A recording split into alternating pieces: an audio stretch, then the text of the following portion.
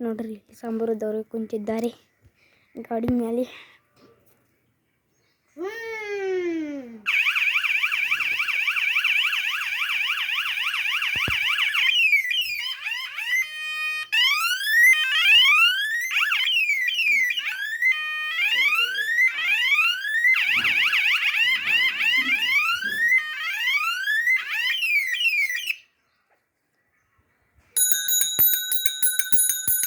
ಮಸ್ತ್ ಐತೆ ಬಿಡ್ರಿ ಇದು.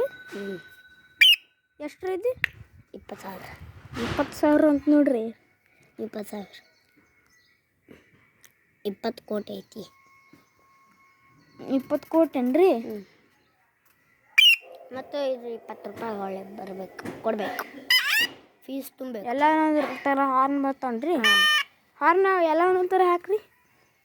ಇದು